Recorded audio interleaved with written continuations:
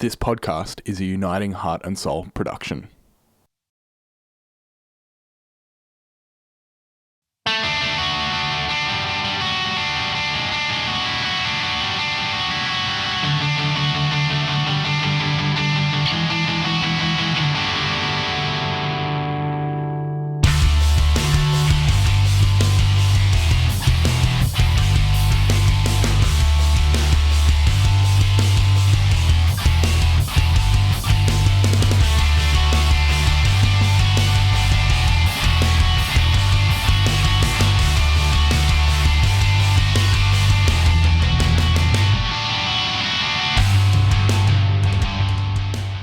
Hello and welcome back to Filthy Hope, a podcast from Uniting Heart and Soul in Wallara, where we dive into the grey spaces where Jesus, life and culture intersect.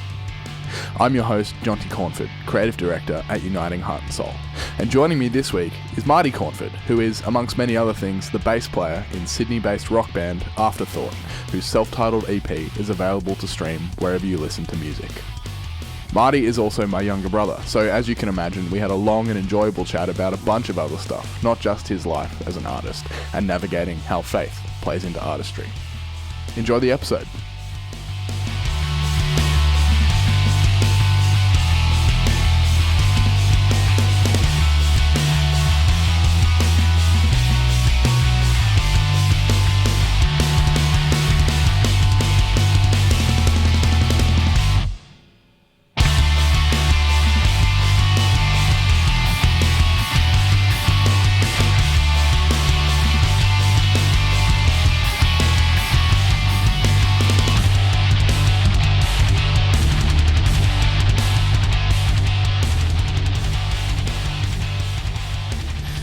Welcome to the podcast, everyone. We are here with a very special guest, Marty.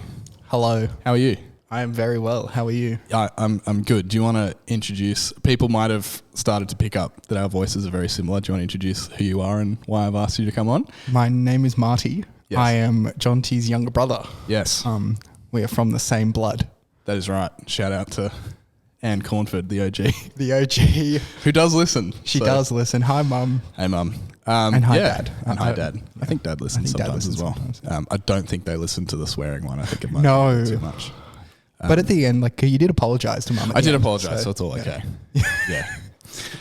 Yeah. So welcome. Thank you. I know you've been listening as well. I'm an avid listener. Yeah. No Ness this week. She's coming in later. These are going to come out in different orders, but coming into an interview, a very exciting other guest later this afternoon. Oh, I thought it was me. You are also a very exciting guest. That's the first joke of many. Yeah, let's do it. Hold on to your hats, kids. So I wanted to talk to you on the podcast for many reasons, but I thought today we could chat about artistry. Yes. I was in the unfortunate position of having to answer some questions a couple of weeks ago. But I am one of many musicians and artists in our family. Yes. Which is something I didn't actually get to talk about on that episode, but our grandpa, Mum's dad, is a musical genius. He is a genius. Yeah. And then so is our uncle. Yes. He's Our a major our genius. uncle, he worked on the acoustics in the Opera House. Yeah. I think. And he then, lectures acoustics at Sydney Uni. Yeah. So if either of us have any musical talent, it's from Mum's side of the family. And also Dad's. And also Dad's. But yeah, our uncle and our grandpa on Mum's side are next level musical. And also Mum's all right as well. Yeah. Well, she has that same musical gene. I feel like we're throwing shade already. Yeah. So, but you are also a musician. Yes. Among other things, you're not just a musician. I am other things, but I am that. Yeah. So, as part of our series, talking to musicians and artists, I wanted to talk to you. Thank you. About some artistry stuff. So, we know your name. Yes. Marty. We know who you are. You're my brother. Yes. You're not just my brother. You're obviously many other things. I am many things. But that is your connection to myself. Yes. In terms, if you were to sum up what you do in broad strokes in artistry, how would you describe what you do? Well, I play in some bands. I played in a community jazz band for a while. I played bass, which was really good fun. I play in a pop punk band with a bunch of mates in Sydney called Afterthought. And I'm also currently playing in a Blink-182 cover band. Hell yeah. Which is a lot of fun. And given recent events, we could be getting more gigs, because the Blink hype is back and real, back and exciting. The train is back on the tracks. They're back on the tracks, and they're even a tram now. They're new and exciting. They're the light rail of pop punk. In that they're a 40-year-old technology that's being resurrected. That's big, slightly resurrected, yeah. What else do I do? I like to write music. Oh yeah, I also play in a band with Jonty that is not officially launched yet. But yes. I think I mentioned that there were a couple of things that hadn't launched yet. So that is one of them. Yeah. We've been writing some tunes. I think they're pretty good. Yeah, I'm pretty excited about that stuff. Yeah. And you play bass? Yes, that's my main instrument is bass. Do you play anything else? I dabble. You play guitar? I play guitar. I used to play the piano. Yep. I was never really that good at it. And I played brass through school. The euphonium was my instrument of choice. Bit of trombone as well. And a little bit of trombone. If I wanted to do a little bit of jazz. And I guess I can kind of sing sometimes. Depends. Well, I will say, our family, let's say, well, I'm trying not to throw shade. There aren't many great singers floating around. No. And I think both of us inherited some not great singing genes. But I have watched you over many years become... I'm better than I used to be. That's putting it lightly. I think you'd agree. You used to be pretty average, but yeah. You're downplaying it. You're a damn good singer as well. Oh, stop it. Oh. So I think that kind of... And yeah, I play at church and stuff, but I don't know. I don't see that necessarily as artistry, more as like serving and worship. But, I guess they kind of can come under the same brush as things get more into it, I guess. But yeah, we'll definitely touch on that. Before we dive any further, we do need to stop by a little something called Vent Central. And you might also hear some babies crying in the background. We're recording at the same time as Playgroup downstairs, so we apologise. But, that one was a distress cry. Yeah, they're not happy. That's okay. If it's too bad, I'll go back and scrub it out and we'll try again. But we do have to stop by Vent Central, so Ness isn't here. But play the music.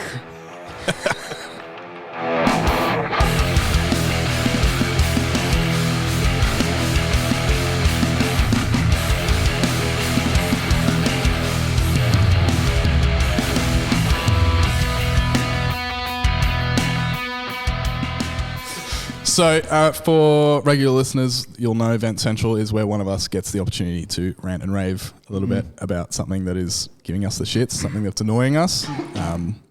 Sorry, I just coughed into the microphone. No, that's okay. It's a very high production thing we got going on here. So what's giving you the shits at the moment? All right. So as people who know me, I enjoy popular culture and superhero media quite a lot.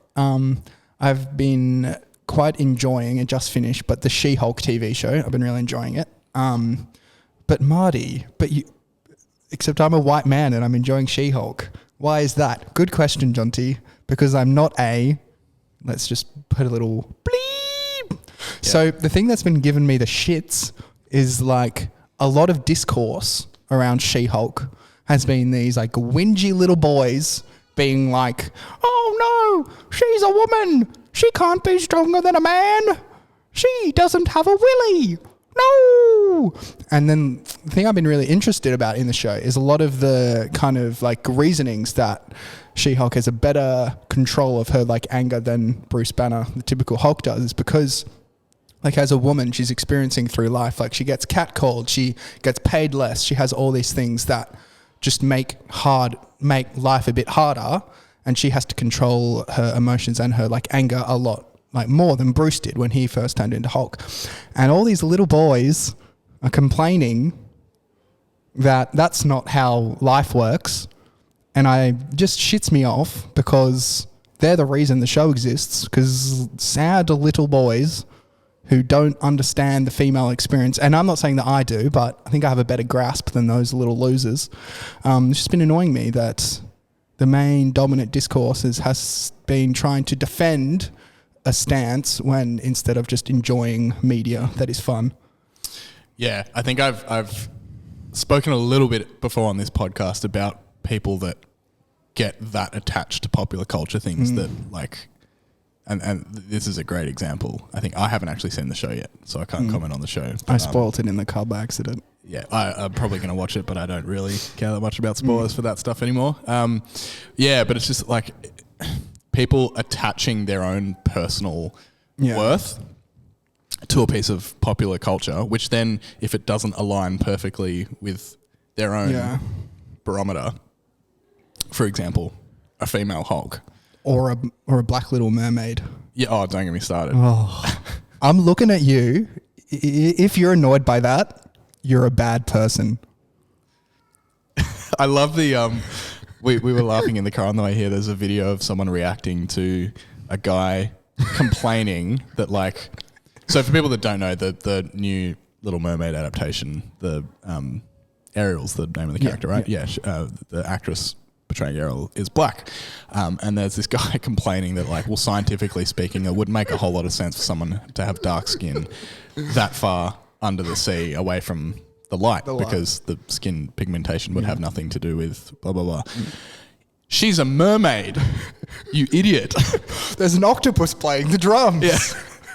It literally does not matter. But this didn't affect you if it was like Namor the Submariner or something. So I think there's a bit of the sexism comes in, that like under-rooted sexism comes in there, but he would never admit that. On top of the racism, it's the double-handed man being a butt.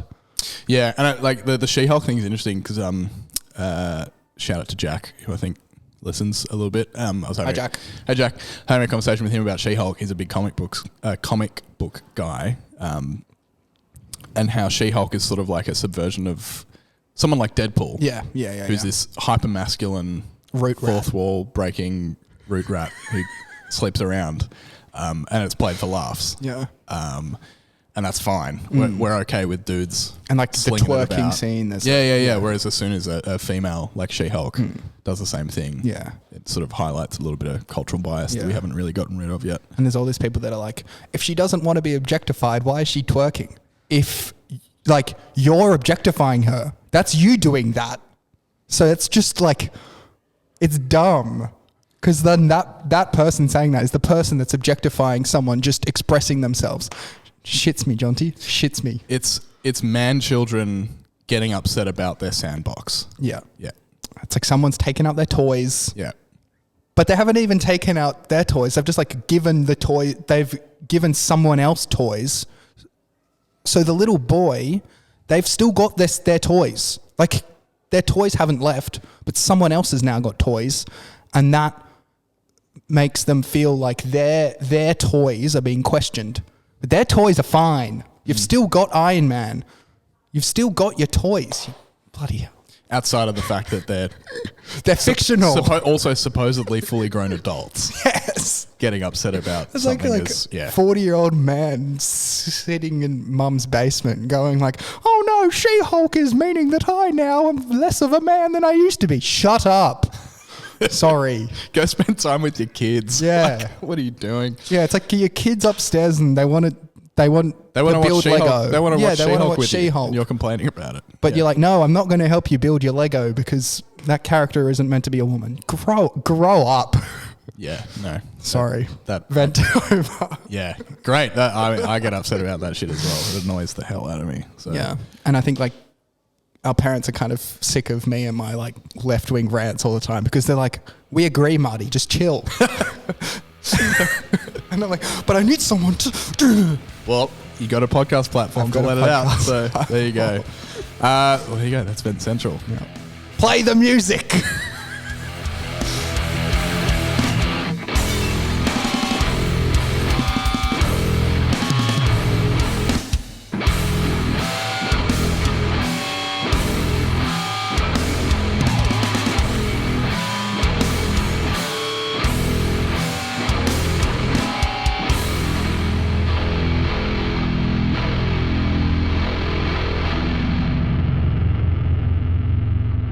my Ness impersonation, who I've never met. So sorry. No, Ness. Marty's going to meet Ness for the first time later this afternoon. But yeah, there's a bit of shade getting thrown towards Ness at the moment, which I love. Sorry, Ness. No, I love it. I love it. Okay, so the question I have here, which we can follow the structure. We can go wherever the conversation leads us. Is how did you first get into? Let's start with music. That's the main thing, I think. What was your She-Hulk origin story into picking up the bass guitar and learning music? Well, like Dad played guitar when we were younger, and I remember I have distinct memories of. I think it was both of us, but we had this little like loft room in our old house, and I'd always be like, "Dad, play The Killing Tree." I do remember this. Which is a song by Paul Coleman Trio, and he'd always be like, "Okay, fine," and then he'd let me like play the case. So there was no guitar. I was just holding the guitar case and being like, la la la la la la la la la la la la la, just as dumb because that doesn't make any sound. But I remember being like, "That's really cool." And then a few years later, like Jonty started playing guitar, and I was still playing the piano, and I was like, "Oh, I reckon I should play the guitar." Do you remember the first riff I learned? Because I played it. That was the only thing I could play. Was it the intro to... In the Summertime? No, it was Planet Claire. Planet Claire. Do. Yep, yeah, B-52s. It's the same as the that spy theme from whatever it... Anyway. Yeah. I think it's the start of Get Smart. Maybe that's what it is. Yeah. Yes, I remember that. And then I learnt, the first song I learnt was just because I was listening to Jonty play like Planet Claire and then In the Summertime. Yep. And I think You Use Somebody by Kings of Leon. Yep. I learnt that one. Shout out to Alex and Fisher if you're listening. The reunion tour is happening, baby. Yeah, we won the youth group talent show in year 7 playing Use Somebody by Kings of Leon. Big bangers. Yeah. Well, like, yeah, I learnt that guitar solo because like you were playing it. Yeah. I learnt like Opportunity by Pete Murray because it's a family favorite. Yeah, I think I just kind of, because like you were playing guitar and like Dad was playing guitar, I just kind of, and you know, the music I was listening to was, you know, I was getting into like rockier bands like Green Day when I was younger, and then Blink-182, a band called Amy Meredith, shout out. Hell yeah, great band. And then like, you know, those kind of rock pop punk bands. And I was like, oh, I want to be able to play these songs. And then, yeah, started playing guitar, and that's kind of when I guess like that was when it became more than just like practicing Bach songs on the piano or playing brass in the school band. That's kind of when I started to take it on my own kind of journey, which is, I guess, where the like artistry started. Were there any like records that particularly, so like I remember when I started playing guitar, there were 2 albums that I basically credit to teaching me how to play the guitar. They were the self-titled Rage Against the Machine record, and Define the Great Line by Under Oath. Were there any like particular, doesn't have to be like a record, but like songs or albums that you credit to like how you learnt to play the guitar? I think like American Idiot by Green Day. Yep. And then there's kind of 3 Blink-182 albums. Like there's Enema of the State, then Take Off Your Pants and Jacket, and then the Untitled album. And it took me a lot of time to stop like writing songs like that. Like I just play power chords and I have these little like leads going, like arpeggiated leads, because that was all I listened to when I was younger. And when I started writing music, it was kind of on that. So I remember there was one school holidays. I was like, I'm going to learn the whole of Neighborhoods, which is a Blink album. And I failed miserably. I got about 2 songs in, but I think that was kind of when I was playing. And then I was like, like if I do this, that sounds cool, and that's not what's on the album. So does that mean I wrote that? Yeah, I wrote that. So I guess it kind of started by listening to other things and going, oh yeah, I can maybe do that. And so you mentioned Blink. Yeah. Are there any other, or you could talk about Blink a little bit more if you wanted as well, like artists that were really important for you and like influencing maybe how you play or how you write? I think like lyrically, the main band I'd say is Reliant K. Yep. They were kind of the first band that made me realize that, like, you know, I can write like Christian music, but it doesn't have to be a worship song. There's one album in particular, like 3 Lefts Don't Make a Right, but 4 Do. Is that what it's called?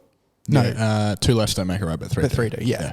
And there's this one song in particular with 3 exclamation points at the end. Yes, of course. Yeah. There's one song in particular called Getting Into You, which that was kind of the main song. I was like, oh yeah, it was just this beautiful kind of mixture of like, it could just be a love song, but it's also this like beautiful story of faith and coming to faith and the real like leap of faith that kind of is becoming a Christian. And I just remember listening to that and going, that is so beautiful.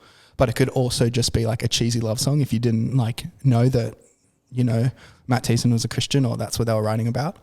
And I think that was kind of like a moment for me that I was like, oh, I can just write like what I'm feeling and it doesn't have to be like, you know, a Matt Redman song.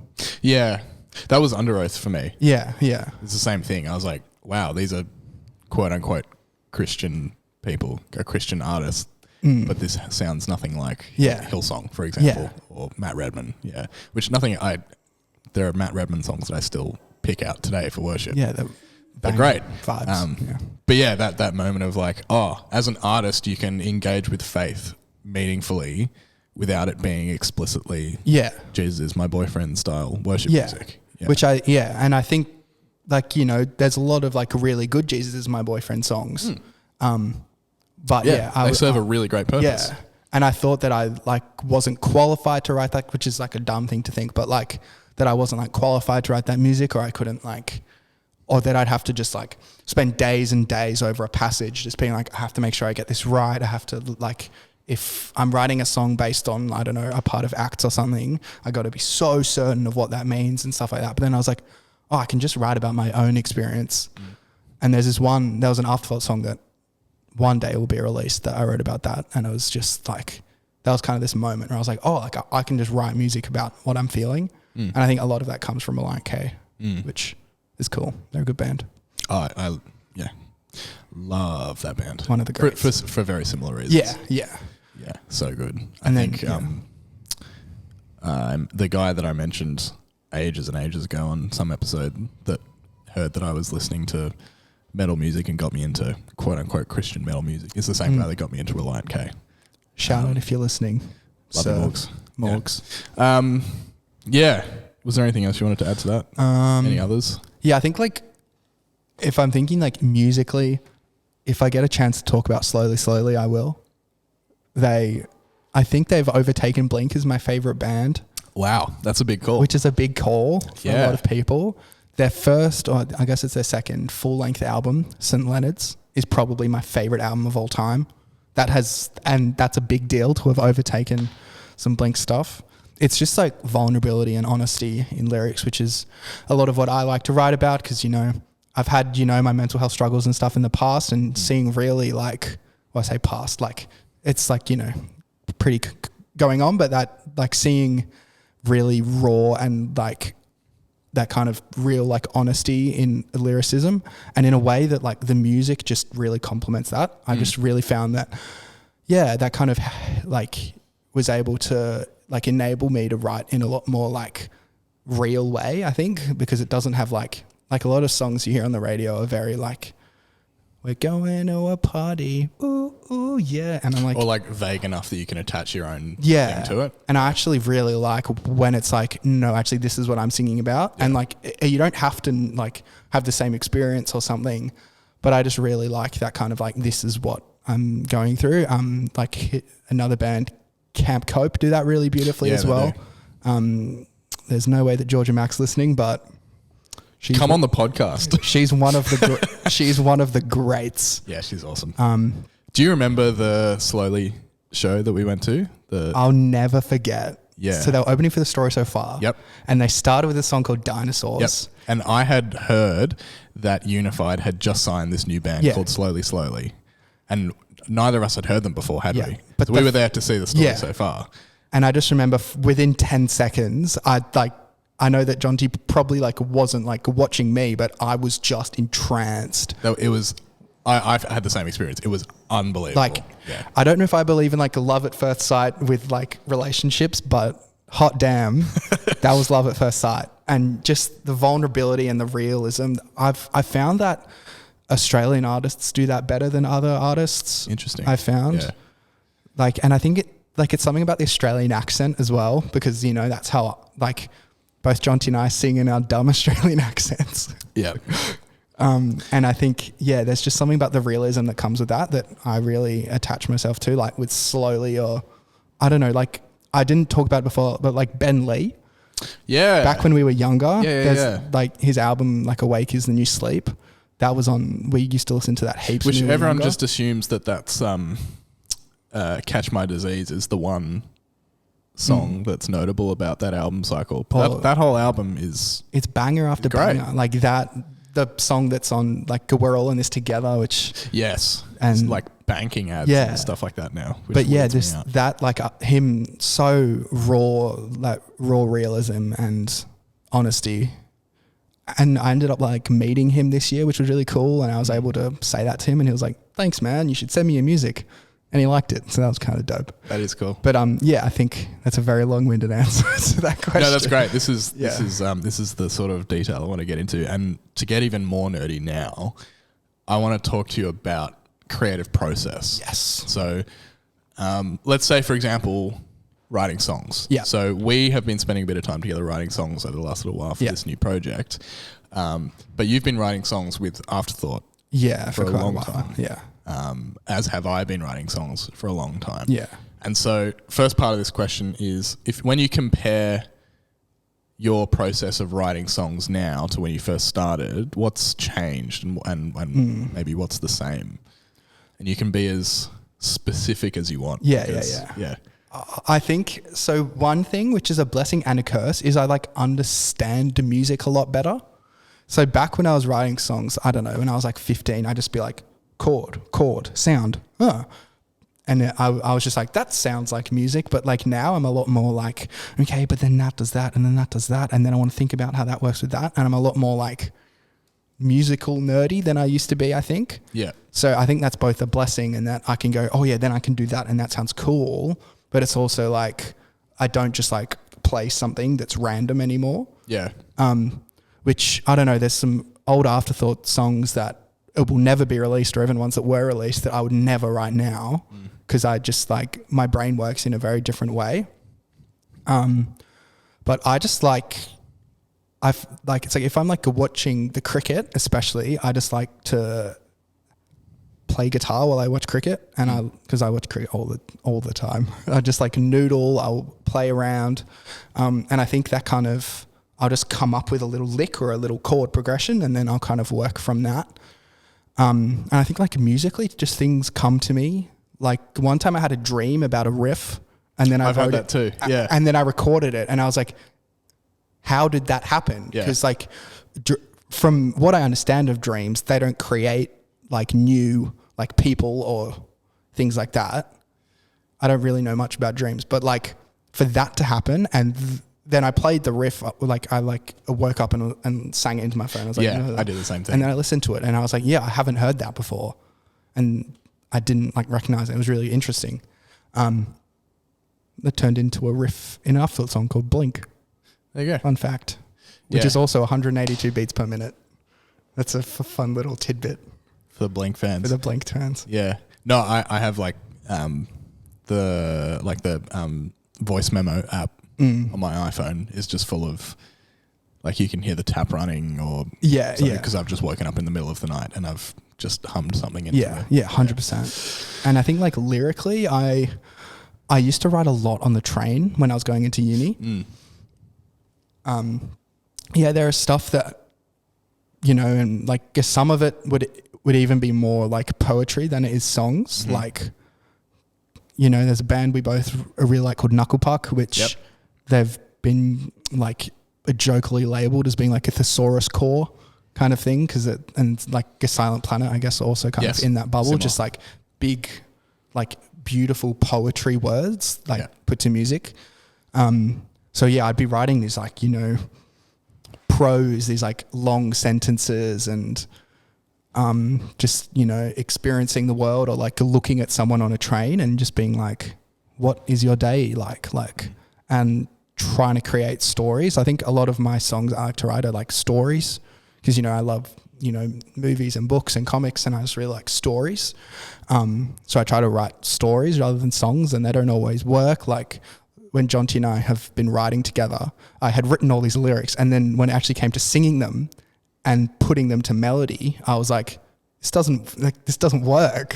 So it was going to be my next question, because I struggle with this a lot, is the writing of melodies and lyrics. And I think the most successful songs that I've written, the melody and the lyric have happened at the same time. Yeah, 100%. Yeah. Has that been your experience of like absolutely trying to, because I've spent hours and hours and hours just singing into a microphone, doing take after take after take with a set of lyrics that I love, with a melody that I love, and it just doesn't. Just trying to make it fit somehow, and then you sleep on it, and a week later you come up with something else, and it's I think it comes out of marrying those two, like the words and the melody. Yeah, I think it works best when they are born together. Yeah, because there's this song that Jonty and I have been writing, and there were these like lyrics I was so proud of. I wrote them like 4 years ago. So I'd been like working on them for like ages, and then I went to sing them, and I was like, it just doesn't work. Yeah. Like, because I was like writing a melody to this cool song, like instrumentals written, and like every time I have like my notes app is just so many lyrics. Yeah, you've seen the stack of notebooks in the office. Yeah. And it just like the songs that I've written like myself that I'll obviously never release, or I might, but it doesn't matter. Like I've just done myself, like. A lot of it has been like, I've got an idea of what I want to sing, I've pressed record, and I've sung.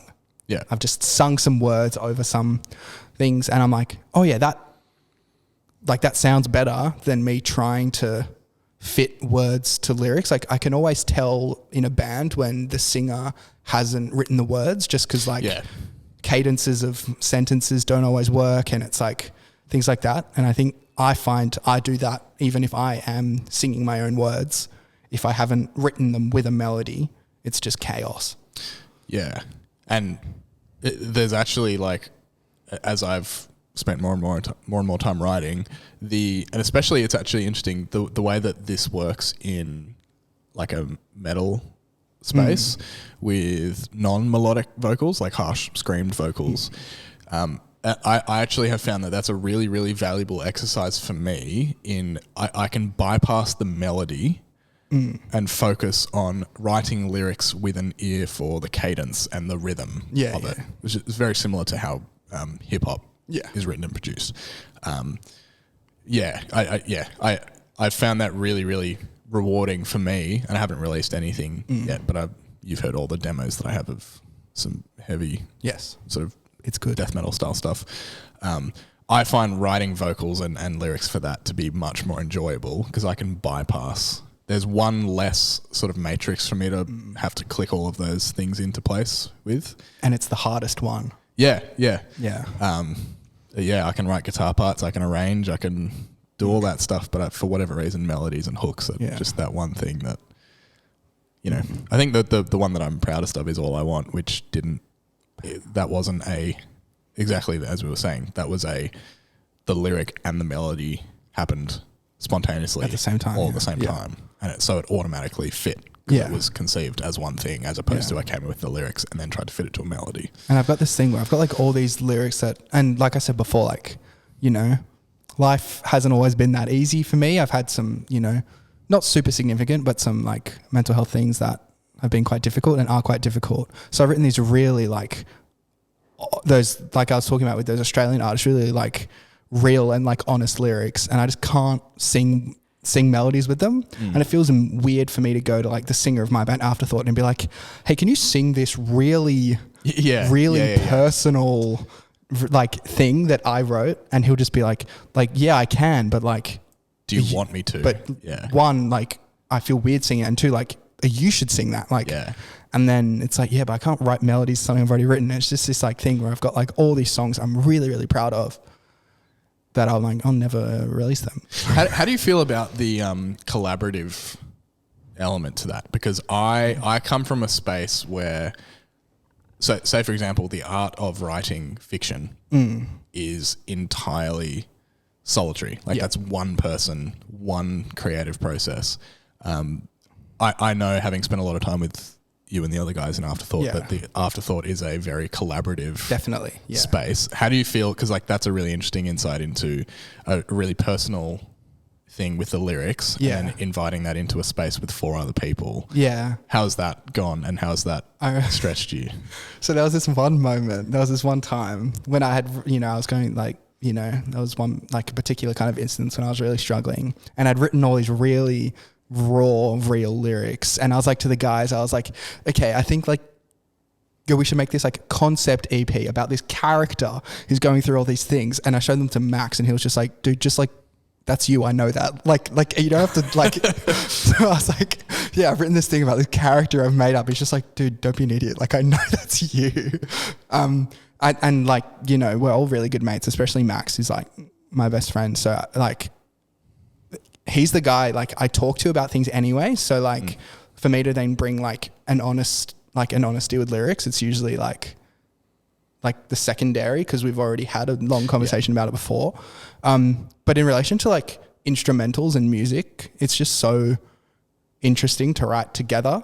Because if I'm in my room, I'm just like pressing record and playing something on my guitar, and I listen back to them. Oh yeah, that's fine. And then I'll play it to another guy in the band, and they'll be like, yeah, but then do this and this. And then it turns into something completely different. And I know like you've been in the room with the 5 of us, and it is chaos. Yeah. But it's beautiful chaos. It's like, let's do that, let's do this. And then someone's like, this, and we'll go, no, that's dumb. But then we'll try and go, oh, that is cool. And Do you remember recording demos in Dad's man shed? in the testosterone tavern. Yeah, it was like 40 degrees one summer. Oh, disgusting. And we were, brutal. But yeah, I do remember. And that was, I think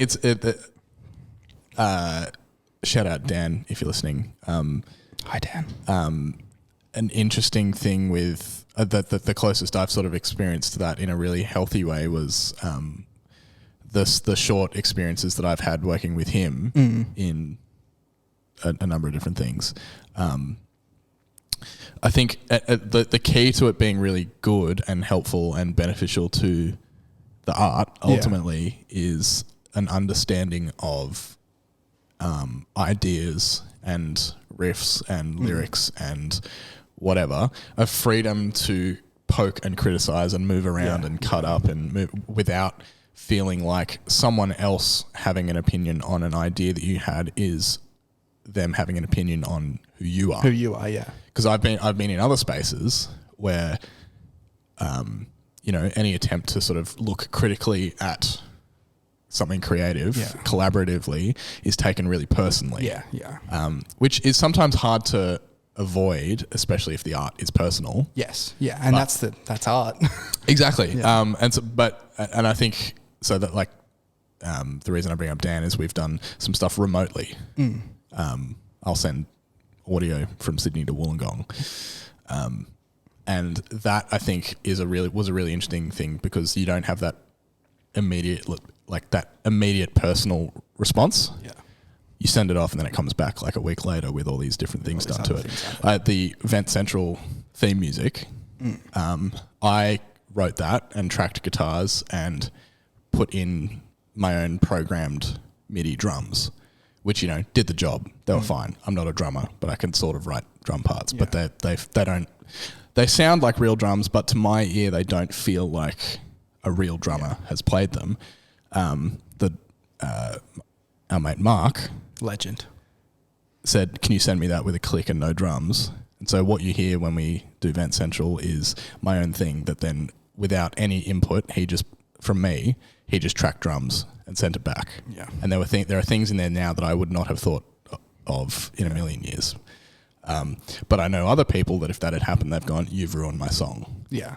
I'm not using that." So it's this weird, like, you have to sort of separate the personal nature of coming up with ideas to engage in collaboration. And I've watched you guys do it, and I have seen times where it can get heated, but I think that's good.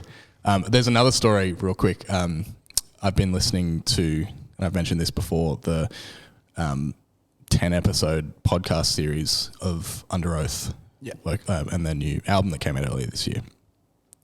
And that clash of personality in collaboration, and there's an amazing story that I think about all the time now, where one of them, Aaron, is like a pop-brained person. He produces pop artists and country and western artists in his... That's all kinds of music. In his, country and western, for his quote-unquote day job. And so he's the musical purist of come up with the hook, come up with the melody, verse, chorus, bridge, chorus, in and out, get it done. But where the character of Under Oath comes from is the clash between that and like this really Tim, and Tim, who is a hip hop guy with no musical training, who also co-engineered the new album.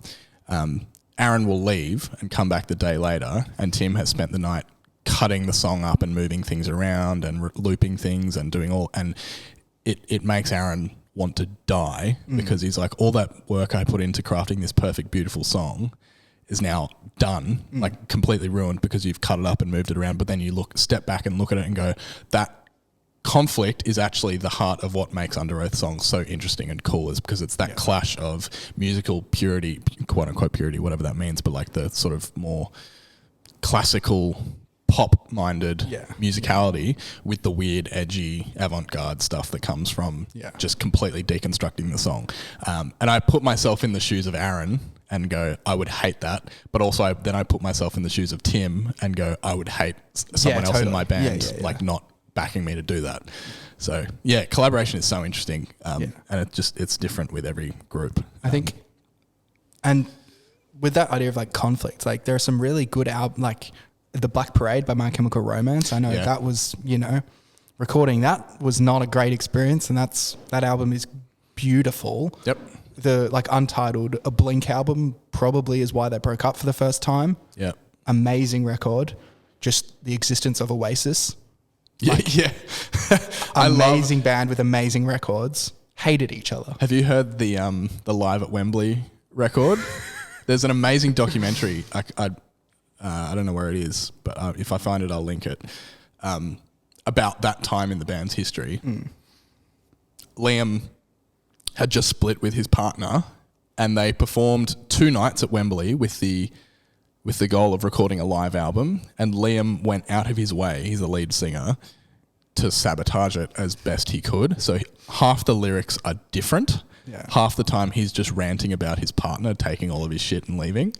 And the rest of the band are just so furious. Yeah. And so when you listen to the live album, it's like this mishmash of anything they could salvage from just how that band functioned at all ever is wild. I've heard like Noel talked recently about someone was like, oh, like, did you think you'd ever get back together? And he's like, I don't know if we have to, because like we're selling as many records now as we used to. And it would just kind of like sully that idea of what Oasis is to people, because we'll just be fighting all the time.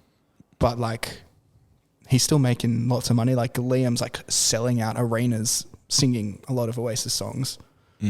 I saw footage of him singing Champagne. I think it was Champagne Supernova, just without the band. Beautiful. Like the balls it takes to just you and a microphone and thousands of people, and everyone knows the song. Yeah, pretty crazy. So we're both Christians. Yes. We both grew up in a Christian household. I have a Christian tattoo. Take this, Mum. Look at that. Love me. For listeners, can you tell us about the tattoo? Oh yeah, it says 1211. And I'm sorry, Mum, I know she does actually like them. It says 1211, which is a Bible verse I really like, which I think kind of goes into my artistry and writing as well. Romans 12:11, which is never be lacking in zeal and keep your spiritual fervor serving the Lord. And the idea of like zeal and that kind of like real passion, I guess that came from an art. I was listening to King's Kaleidoscope. He wrote an album about zeal. Yeah. And I was just like, that passion and like fire for Christ was something that I felt at that moment in time I didn't have. And I was listening to that record and I was like, that's what I need to do. And I just made a really conscious effort to work on that. And I thought it's a good way for me to be thinking about that all the time. It's a painful way, but... Yeah, I haven't got any ink yet, but I'm getting there. I'm glad you brought that album up, because Same. I list that album arrived at a point in my life where zeal was something that I really needed to rediscover. But particularly like as an artist and a musician, you know, I actually did a sermon about cynicism and versus zeal back in the Taramara days when I was working there. The line that I kept coming back to was cynicism kills joy, cynicism kills zeal, cynicism kills faith, cynicism kills insert whatever. And yeah, it's like that conscious choice that you actually have to make to participate in zeal. And I always see people that have it and it looks so like effortless. Yes. And then I find myself getting jealous of that. And I'm like, oh no, it's such like, I should never be jealous. Like the Bible tells us, like we shouldn't be jealous, but like I get jealous of people's zeal. And it just like looks like it's so like they're just joy for faith and joy for Christ and joy for life just comes so effortlessly. And I know that, you know, for some people that can be a facade, that they're struggling with other things. But for some people, it's just this like real and like palpable joy. I'm just like, I just want some. Give me some of that. Yeah. Yeah. Me, I want it now. And there's this thing that Chad from King's Carry talks about, zeal being a character, and this idea that he is trying to rediscover the childlike joy.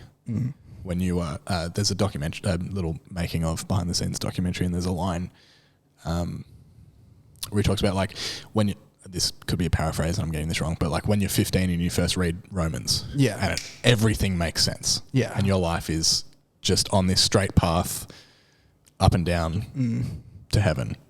Like it's like the idea of like, I wish I could watch Fight Club again for the first time. Yes. Like I wish I could read like a Romans 8 or like a Romans 12 for the first time again and experience that like the like moment that like people like at like a youth conference, that like moment when they're like playing like instrumental of Oceans and they're like, and like Play that bridge again. And like I've talked to Jonty a lot about this, the idea like the playing like music behind prayer and stuff. And I know that we both have thoughts about that are for another podcast. Yeah. But like we can get into it if you want, but I think it's emotional manipulation. Yeah. It can be. It definitely can be. I agree. It takes away from what they're saying. But then like sometimes it's good. I don't know. But like that experience of when you're just like so there, like, and it's just like wishing you could feel that again. But like the idea of like cynicism and like, you know, I've lived longer now. I've had some shitty experiences. Yes. And it's like, oh, I'd like I had that zeal and joy when I was in year 10 at a youth conference. Ooh, that was a little voice thing. Yeah. At like a youth conference with like youth group, been like, hell yeah, that's like, and I feel that in different times now, but just like, I wish I could feel it all the time.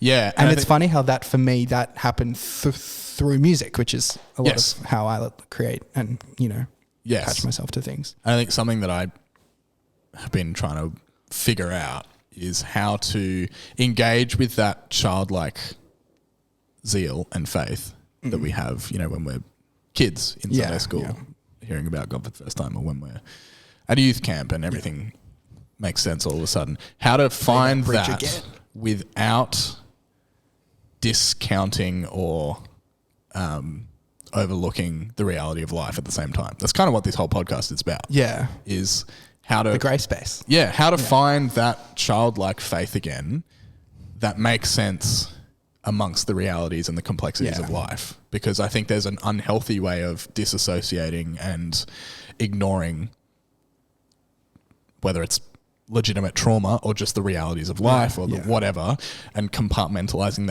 that away so that on Sunday you can go to church and just have this perfect experience. I don't think that is healthy. No. But I think there is something there about cynicism being good in that it guards you from harm sometimes, but still allowing the earnest childlike faith to coexist with that.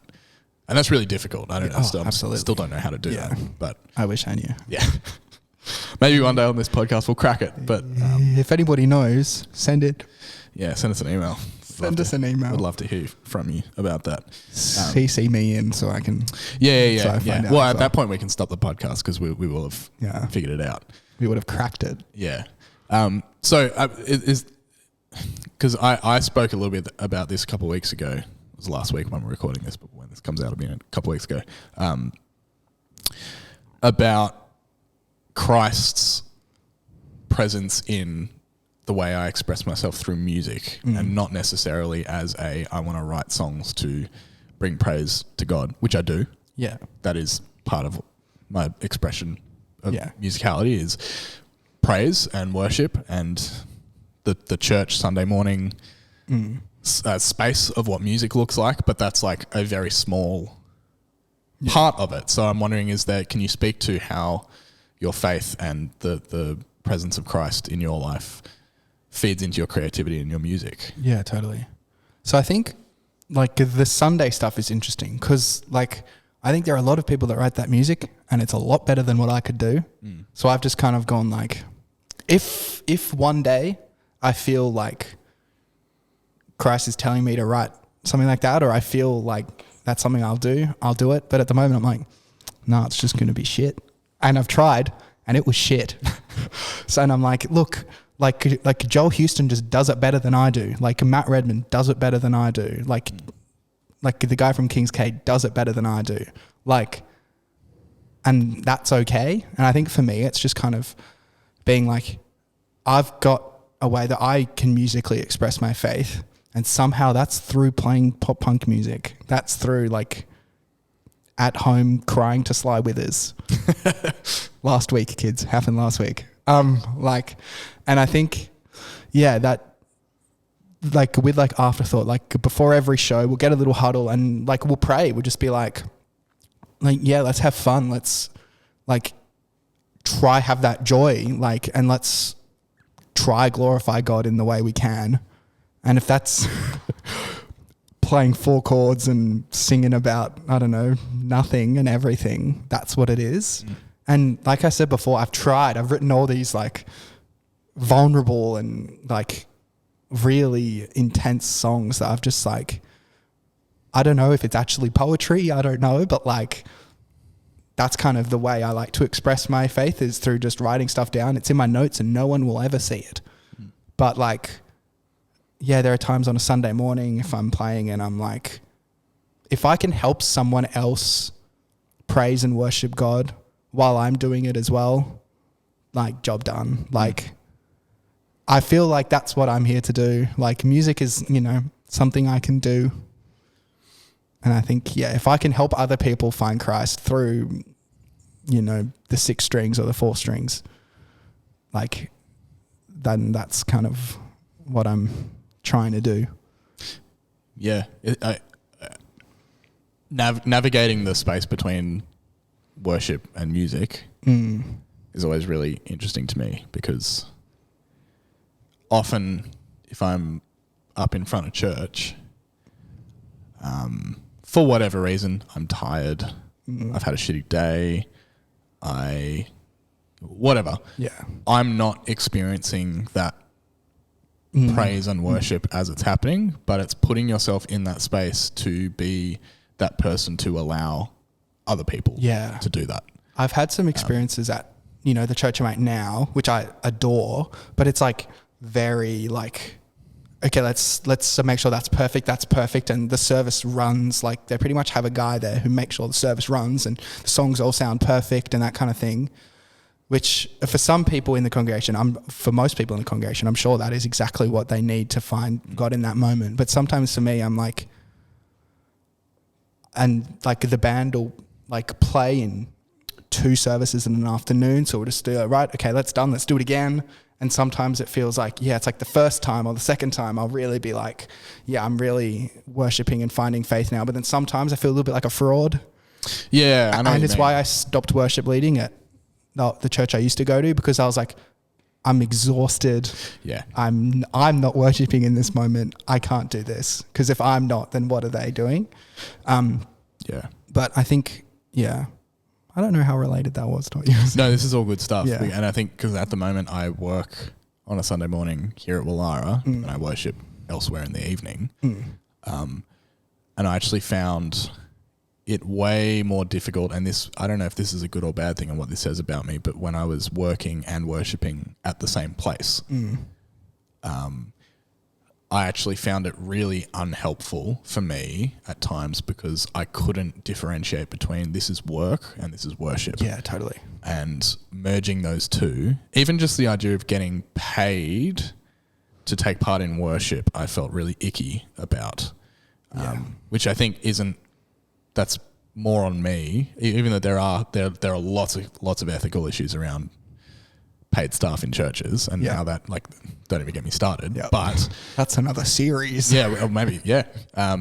But now being in a space now where I go to work on Sunday morning and I lead worship, and then I go to church on Sunday evenings and take part in worship, I think that separation actually serves me better to be able to take part in that worship leader role better.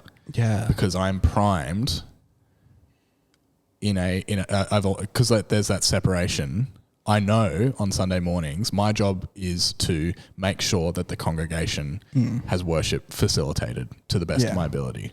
And sometimes if I'm there thinking, oh, but I'm not getting anything out of this because I'm meant to be worshiping too, and like then I'm worried about the posture of my own spirit and how that's going, and that reflects on the rest of the service, and it shows, and people notice that worship didn't feel as great for whatever reason, however that externalizes. Being able to separate those two things now, I turn up to work and I treat it like a job, which sounds brutal and a little bit clinical, but I actually think for me that works really well because it doesn't matter how I'm feeling.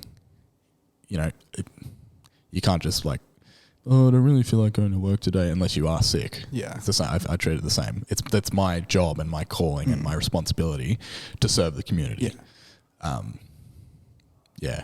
So I don't know. It's interesting. And the fact that it's music as well just makes it a little bit more complex. Yeah. But. And I think I always try to think of, it's either Romans 1 or Romans 12.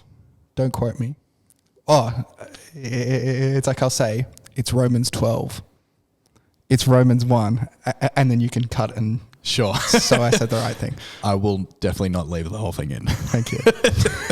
Where it talks about like the whole thing's going in, isn't it? Yeah, it's staying in, yeah.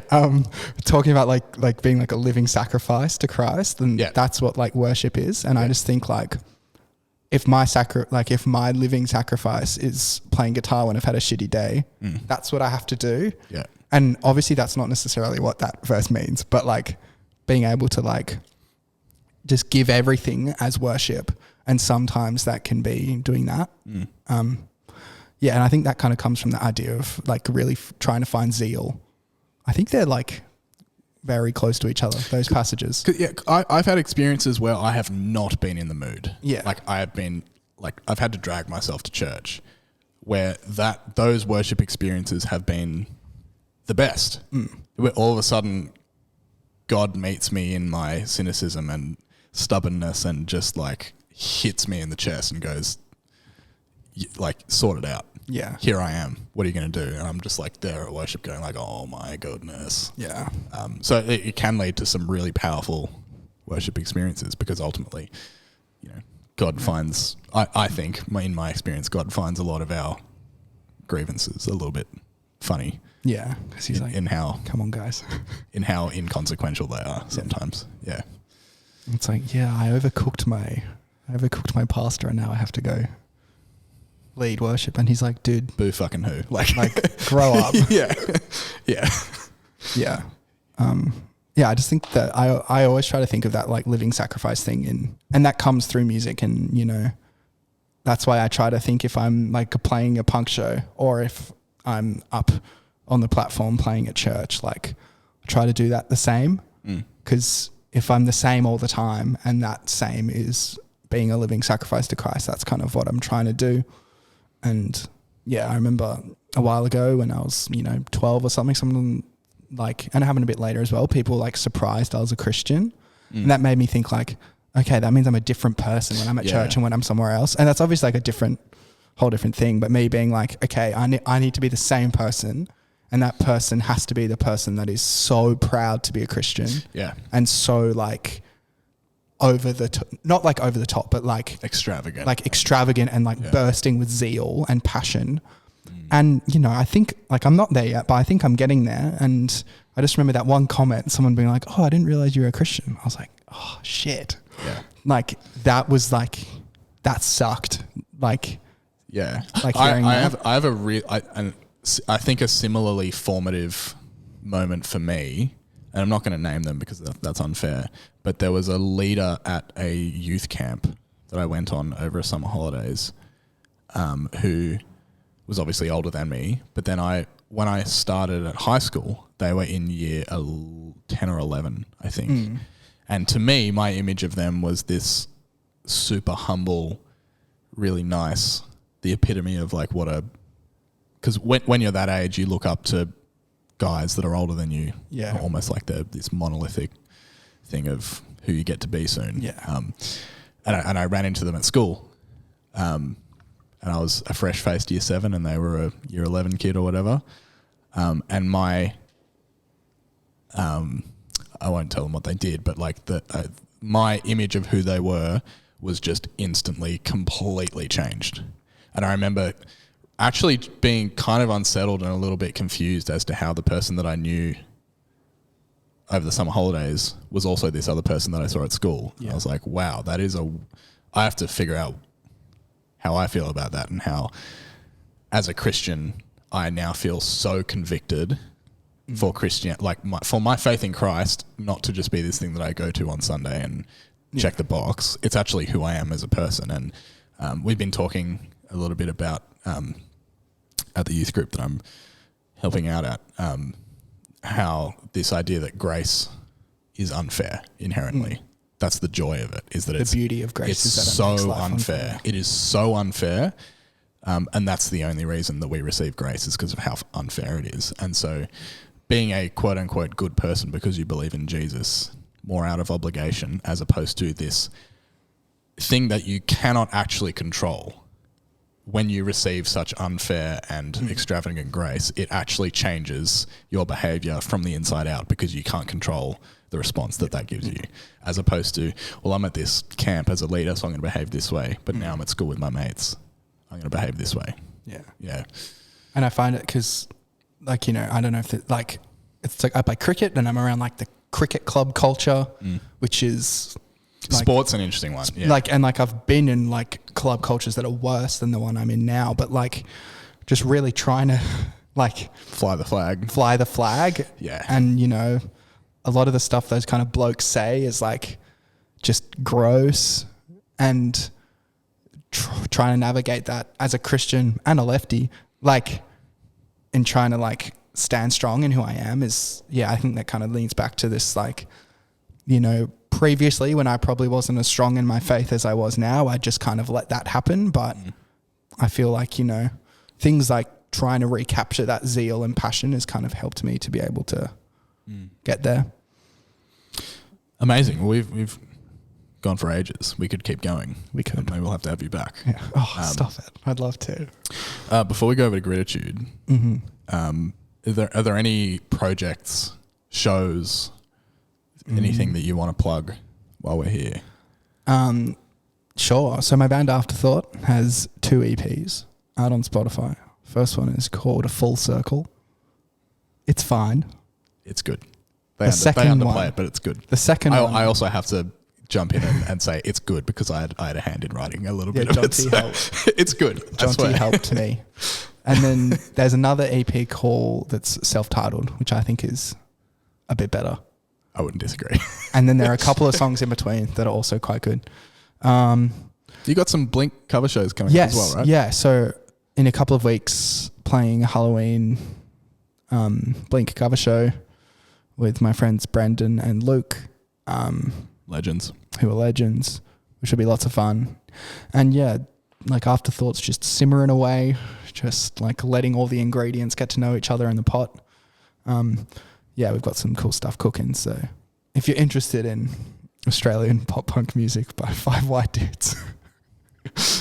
Yeah, no, we'll link it below. But I would encourage you to listen to Australian pop punk by not 5 white dudes. It's a band called Teenage Jones. Everyone should listen to. They're awesome. That's my... You mentioned Camp Cope. Camp Cope, as well. Wonderful. They deserve your ear holes. Slowly, as I said before, they're really good. But go listen to Afterthought before all those people. Yeah. I just find it... support local indie music. It's in this moment where it's like... It doesn't like, I want people to listen to my band, but it's more important for more diverse acts to get the limelight.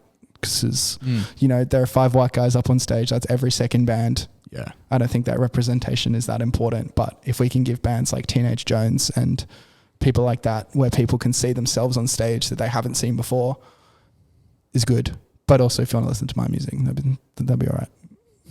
Cool. We'll put links up under the episode for people that want to go and do that.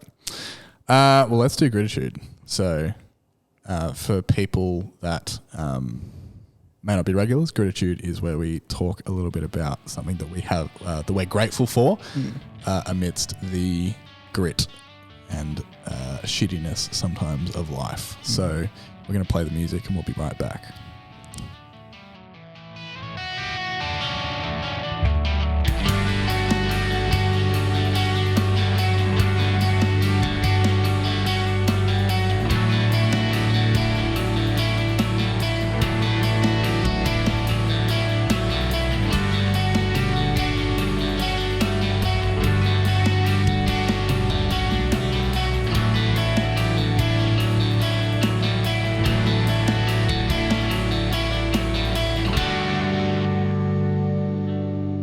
Great song. Yeah.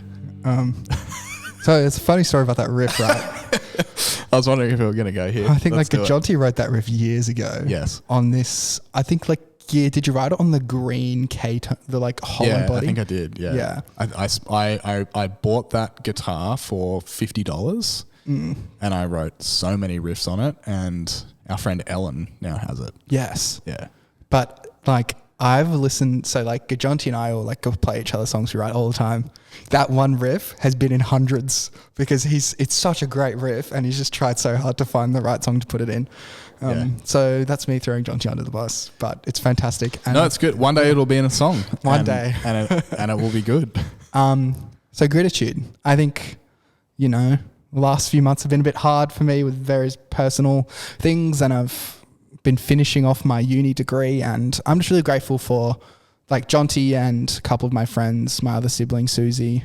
Hell yeah. Shout out Susie. And I mentioned Max before. I've just been really grateful for the way that friends and siblings have stepped up and really been amazing. Told Jonty about the thing that happened and he was like, come around, let's write music. And I think, just the way that friends are able to stand up is really incredible. And also I'm finishing my 5-year uni degree. So it's I'm very excited. That's huge. And what can you tell people a bit about what you're doing at uni? Yes. So I do social work. I did a double degree, social work and arts.